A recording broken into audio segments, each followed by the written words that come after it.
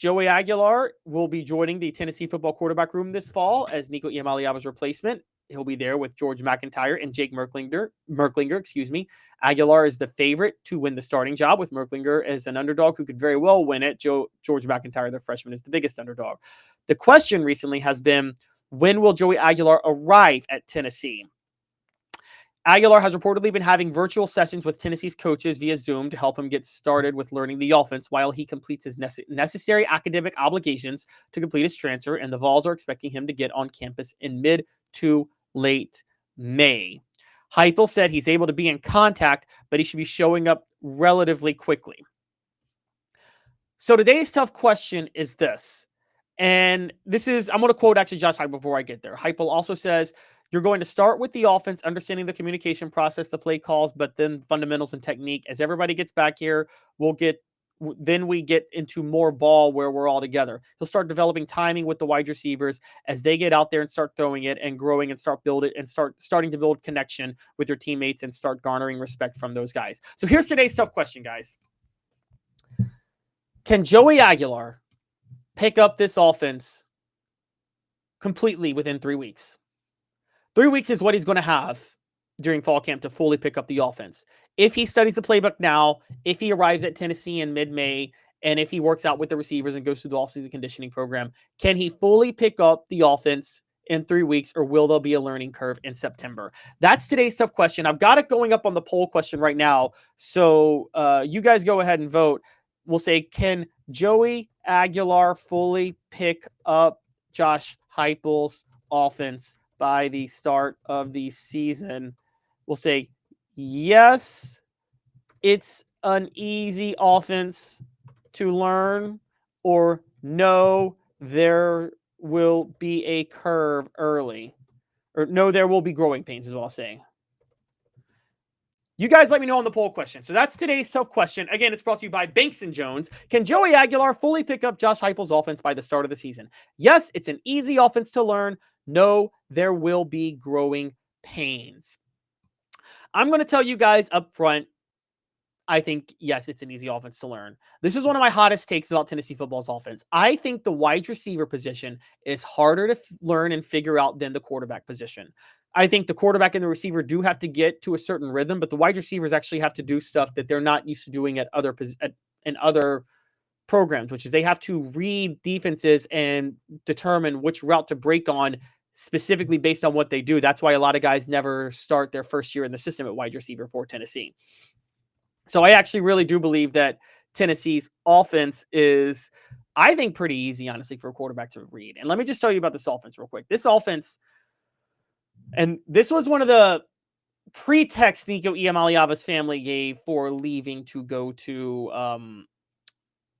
UCLA, but I don't know if it's true or not.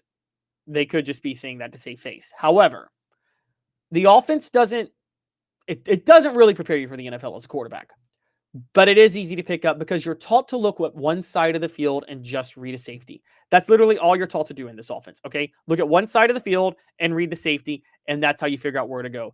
Many of us guys could figure out this offense in 2 days as a quarterback. It is very, very simple.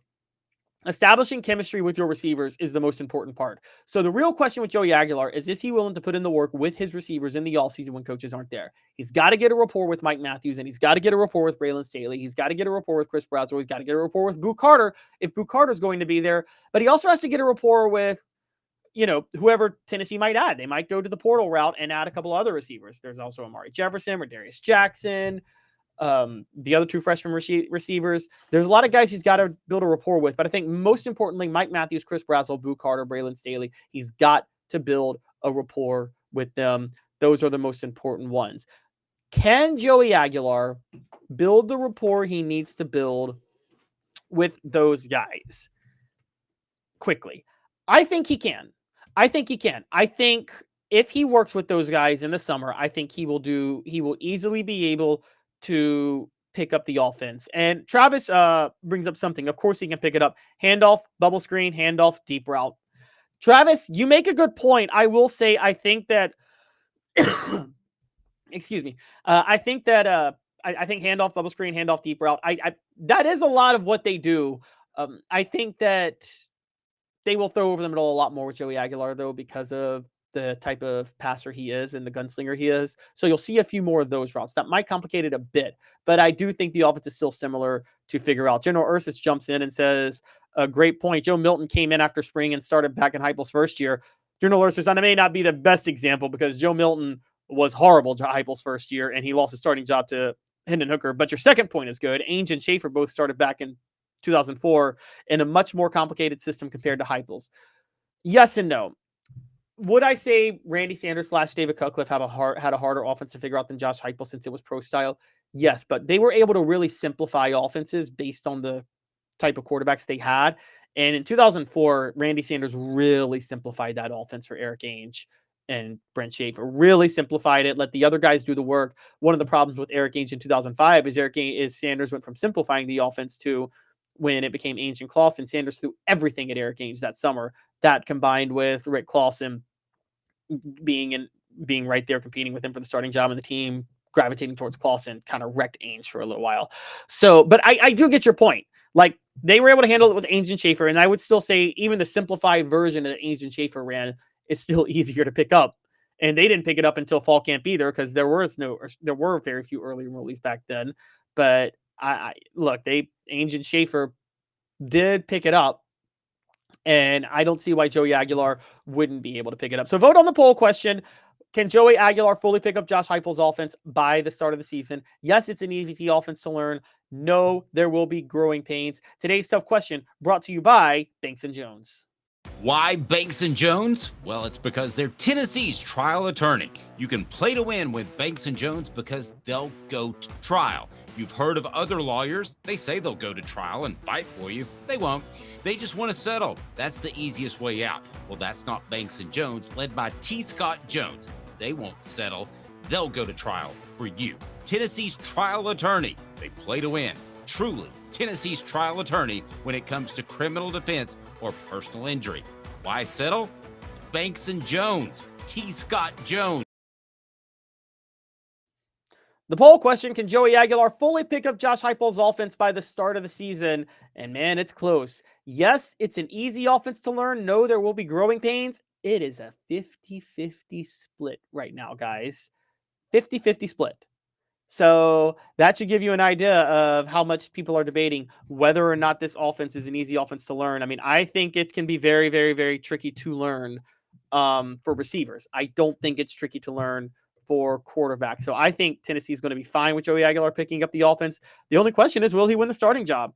I mean, again, it's not a guarantee that Joey Aguilar is going to win the starting job. So that's kind of the interesting part about this, is that Aguilar he's still got to compete with Jake Merklinger. And I don't think it's the experience thing. There's a chance Jake Merklinger is just better.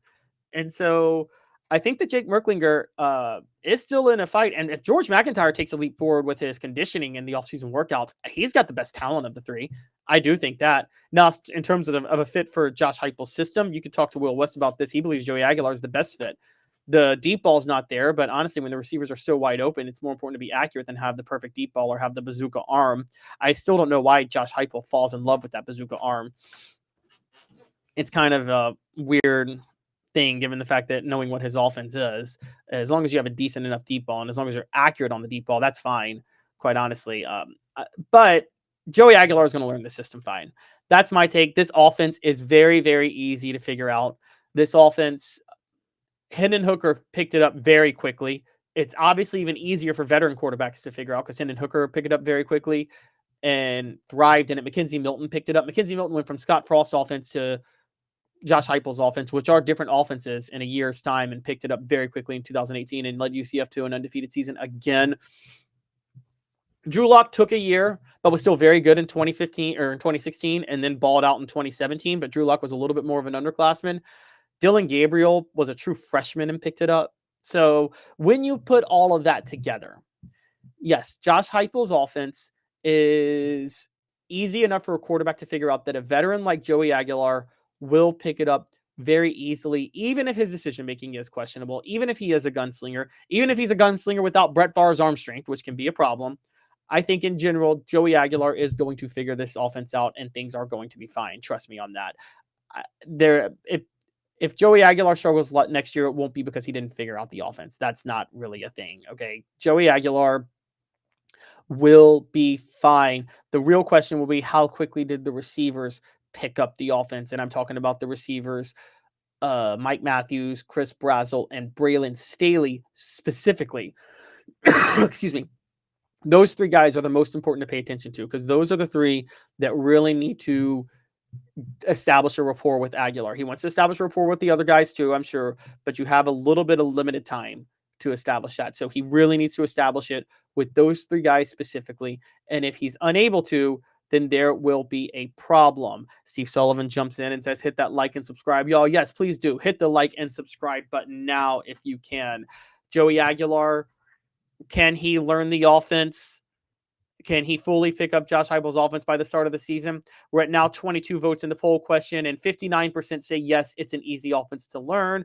41% say no, there will be growing pains. I'm on the 59%, it's an easy offense to learn.